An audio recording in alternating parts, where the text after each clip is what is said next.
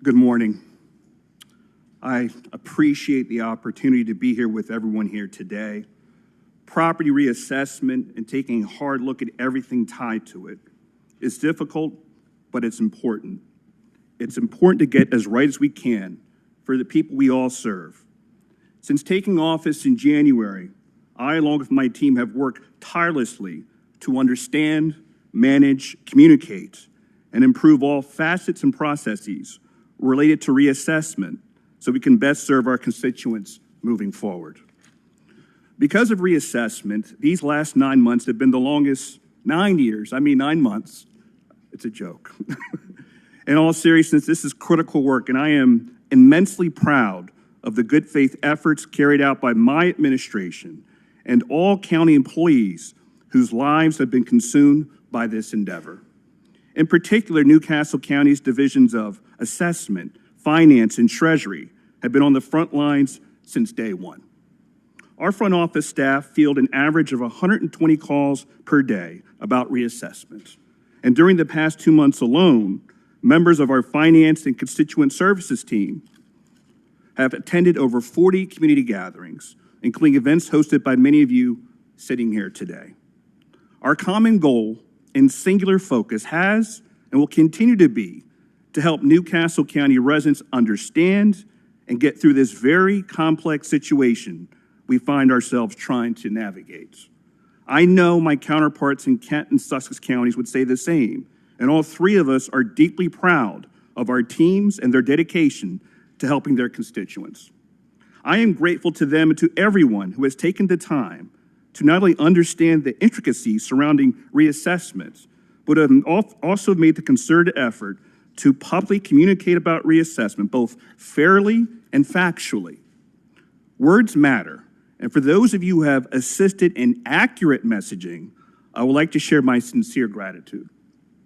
And finally, I especially want to thank the members gathered here in the entire General Assembly, as well as your extremely dedicated staff. I mean it, we have been in this together, a lot of parts of this.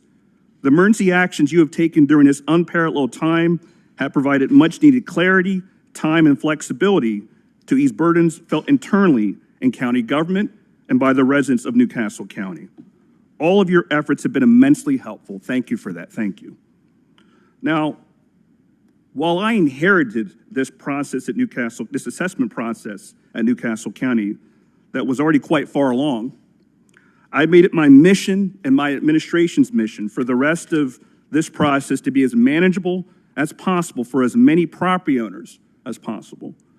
People are struggling under the weight of this economy currently, and we have a responsibility to help them, not to punish them due to over 4 decades, as been talked about, 4 decades of delay in conducting a countywide reassessment. New Castle County residents deserve more, and I have and will continue to do everything in my power to provide assistance to the fullest extent legally permissible. With that, I'd like to first recap, to the best of my knowledge and our knowledge, how this process transpired and unfolded. Then I'll talk about where things stand today, and finally, I'll offer several reflections and recommendations for legislative remedies I think could improve this process going forward. So let's start at the beginning. School funding concerns are what caused the 2018 litigation that forced the reassessment of real property in Delaware. But school funding is not a new issue. In fact, this body has repeatedly focused on improving and modernizing how taxes are levied and provided to support the public education. It has done so for decades. And during those decades when assessed values in New Castle County were left at 1983 values, there were many voices that called for reform. So to start this discussion any later would ignore those efforts. However, in the interest of time, I'm going to jump ahead to February of 2021, where the Court of Chancery approved the settlement agreement that required reassessment. County Council, along with my predecessor, established a reassessment reserve account in the event that the Court of Chancery ruled the way it eventually did. In the first quarter of 2021, New Castle County issued an RFP for potential vendors capable of conducting reassessments. In July 2021, and after vetting those who responded to the RFP, the prior administration executed a contract with Tyler Technologies. It is our understanding that Tyler Technologies was selected because they were the most responsive and responsible proposing party. Field work and data collection began right away, including external inspections and market analysis. In July of 2021, New Castle County Council began moving funds from reserves to the reassessment capital project in order to pay for the reassessment project. And as a side note, a total of 3 transfers have been made, totaling $20 million to fund this project to date. In March of 2022, Tyler exercised its contractual option to extend the deadline for completion of the reassessment in New Castle County. That option allowed Tyler to extend the February 15th, 2023 original deadline to February 15th, 2025. The agreement between Tyler and New Castle County was also amended 4 times. First on June 22nd, 2022, again on July 15th, 2022, once more on February 6th, 2024, and most recently on March 6th, 2025. We are likely to have another contract extension with Tyler to help with the formal appeal process. In May of 2024, Tyler Technology sent a mailing to all New Castle County property owners, requesting them to verify their property characteristics, which served as part of the basis for determining property's assessed value. It is our understanding that New Castle County's assessment team recommended several times that the tentative value notices go out in the summer of 2024. It is also our understanding that the prior administration said no to those recommendations. Instead, the assessment office was advised that tentative value notices couldn't go out until mid-November. Accordingly, in mid-November 2024, Tyler made those notices of tentative value to property owners, the school districts, and to the municipalities. The informal appeal process began almost immediately thereafter and concluded in January of this year, just days after I was sworn as county executive. Of the approximately 214,000 total parcels in New Castle County, 25,000 parcels were reviewed during the informal appeal process, with 20,000 of them receiving a revised assessment. Then in February, the final assessed value for 2025 were distributed to municipalities and to school districts. And on March 1st, 2025, New Castle County made the annual assessment public and open for inspection on its parcel search website. Also in March, as I previously mentioned, the county extended Tyler's contract to assist with the appeals process. We also made the decision to extend the deadline for property owners to file formal appeals from March 14th, 2025 to March 31st, 2025. In an effort to help even further, we extended all of our fiscal deadlines and substantially altered our budgeting process to allow property owners to have more time to appeal. We also enlisted Delaware realtors on a volunteer capacity to assist property owners with their appeals. Ultimately, approximately 5,200 formal appeals were filed. And during my county budget address in April, I proposed a split tax rate of 15.75 cents per $100 assessed for residential property owners and 23.8 cents per $100 of assessed for non-residential property owners. Reassessment data ultimately showed average residential assessments up by 477%, and average non-residential assessments up by 233%. As a reminder, New Castle County adopted a revenue-neutral tax strategy, which prohibits the county from collecting more revenue from property taxes in 2025 than we did in 2024. In June, we processed exemption application, and I want to, thanks to House Bill 159, more than 7,000 New Castle County seniors qualified for school tax relief. Thank you. Tax bills were mailed in July, which included New Castle County property taxes, along with the school district tax amount as determined by the appropriate school board. Last month in August, New Castle County scheduled our first round of formal appeal hearings. More than 540 appeals have been settled through stipulation, and another 1,600 property owners who have filed appeals have been offered a stipulation to settle. The remaining approximately 3,100 appeals will be resolved through the deficiency stipulation or appeal hearing processes. We expect this process to continue for several more months. And as you know, earlier this month, a group of non-residential taxpayers filed a lawsuit in the Delaware Court of Chancery alleging that House Bill 242, which permitted school districts to split their tax rates, is unconstitutional. This litigation is presently pending against the state of Delaware, the governor, myself, my CFO, Mr. Dave Del Grande, and all the school districts that serve New Castle County, with the exception of the Smyrna School District. My team and I appear before you today voluntarily in this setting with the knowledge that what is said might affect that litigation. For that reason, we may not be able to answer certain questions related to that litigation and our positions in those matters. To be more specific, because of the pending litigation, New Castle County's participants will not be able to respond to questions that touch upon the following topics today. 1, New Castle County's participants will not be able to respond to questions about Tyler's methodology, although Tyler is here and available to answer those specific questions. 2, New Castle County's participants will not be able to respond to questions about the content of Tyler's public report regarding its assessment services and outcomes, although Tyler is here to answer those questions. 3, New Castle County's participants will not be able to respond to questions about the process by which residential and non-residential properties were designated. 4, New Castle County's participants will not be able to respond to questions about allegations that the reassessment systemically over or undervalued residential or non-residential properties. 5, New Castle County's participants will not be able to respond to questions about the reasons it adopted split rates. 6, and finally, New Castle County's participants will not be able to respond to questions about the intent behind or the effects of the August 12th special session bills. To maximize our time today, however, I will ask that you respectfully hold questions directed towards New Castle County's participants that focus on the litigation, its subject matter, or the subjects previously mentioned until that litigation is concluded.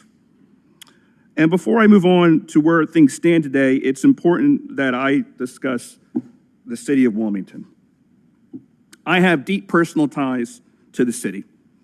Wilmington is the heart and soul, I believe, of New Castle County. They are also a partner in this reassessment. While it is true that the city of Wilmington chose by law in its own code to rely on the county's assessment, and while it's important we discuss this in fact and by law, we understand the concerns and inherent issues in conducting a mass appraisal in the city and how some unexpected results and data have affected City of Wilmington property owners. We have been in dialogue with Mayor Carney, his administration, members of Wilmington City Council, and their staff to understand and address them. It is also important to note that late last week, Mayor Carney announced an initiative to conduct a review of appraised values in the City of Wilmington. New Castle County, we will do our level best to fully cooperate with the city to the extent it is legally, operationally, and fiscally possible in their effort to gain a better understanding of how the mass appraisal process unfolded in Wilmington. We look forward to working with them to improve, refine, and innovate in order to elevate public understanding and awareness of this evolving subject matter. But at the end of the day, it still remains that the case that New Castle County, unfortunately, lacks any legally available mechanism or authority to revise assessed values outside of what is vaguely enumerated in Delaware Code and within the confines of the appeal process. In short, once an assessment roll is complete, and as the law stands today, we may only change an assessed value if directed to do so as the result of a successful appeal or to correct a factual or ministerial error regarding the characteristics of a parcel. Unfortunately, many of the unexpected results and data unique to the city of Wilmington are likely a direct result of a lack of guiding and applicable tax laws and policy as it relates to mass appraisals and reassessment as a whole. And as we have witnessed, when a jurisdiction's tax laws and reassessment laws are silent, a vendor such as Tyler Technologies defaults to processing the guidelines set forth under the common law of that jurisdiction and their own industry standards. Industry standards and guidelines serve as gap fillers where state laws fall short or fall silent. This is not unique to Delaware, by the way. And I'm just as concerned as my friends in the city of Wilmington, some of the more drastic values that have been determined as a result. I also understand the frustration many people, both in and outside of Wilmington, may feel since the appeal deadline for this year has already passed. Now, property owners have and have always had the right to appeal their property values every single year, if they so choose. However, as I mentioned before, New Castle County lacks any legally available mechanism or authority to revise assessed values outside of what is vaguely enumerated in Delaware Code and with the confines of the appeal process. And unless members of the Delaware General Assembly hopefully permit us to do more, this is all we can currently possess the authority to do currently. Now, before I get into my thoughts on some concrete legislative measures that we can take, I want to talk about what New Castle County is doing to improve communication, efficiency, and transparency throughout this process. With respect to communication, the volume of inquiries and requests for information have been substantial over the last 6 months. In order to improve efficiency and to best answer questions from inbound calls, we've staffed up our call center with individuals ready to answer the most common questions and provide information to everyone who needs it. We've also staffed up our communications team to assist with messaging and disseminating information as it becomes available so that our constituents are better informed and know where to go to find the help and answers they are looking for. With an eye towards transparency in the near future, we will launch online access specifically for documents that are subject to public disclosure under the State of Delaware Freedom of Information Act. There, you will soon find a trove of public records about New Castle County's reassessment process dating back to the original bids. Additionally, we are already preparing for the next wave. That wave includes managing the payment plans and determining how and under what circumstances to issue refunds or credits to anyone who has overpaid. Again, New Castle County is trying to find every opportunity it can to help property owners through this situation. My office has and will continue to lead a large grassroots effort to be engaged with the communities for our senior centers, our libraries, and community meetings to answer questions about the revised bills. Lastly, we are looking for opportunities to partner with the state to improve the reassessment process moving forward. And I'll conclude today with 2 reflections and then several opportunities my team and I have identified we believe to benefit all of Delaware, not just New Castle County. I think it's important that we're honest with ourselves and each other with respect to the consequences of some of the choices that have led us to where we are today. First, we must be honest. The extraordinarily long gap between property reassessments revealed a real problem in how our governments function. That gap had and continues to have major consequences for fairness, how revenue is distributed, and public trust in the system. And the absence of routine general reassessments over the years has undoubtedly prevented Delaware's legislative and judicial branches of an optimal opportunity to refine tax laws and policies. Had reassessments happened in a more routine way, more appeals would have resulted in more case decisions. And as it follows, those case decisions would have occasionally resulted in needs for responsive legislative action. The long delay in assessment has hampered those routine interactions between the judiciary and the legislative body. It is hard to determine just how negatively that has impacted this particular area of law. But one cannot credibly argue that our law is as good as it might have been had those natural processes played out over the last several decades. And as a result, we now find ourselves trying to rebuild a system using laws and court decisions that are decades old. That's not ideal. It raises real questions about how effective our tax policy has been.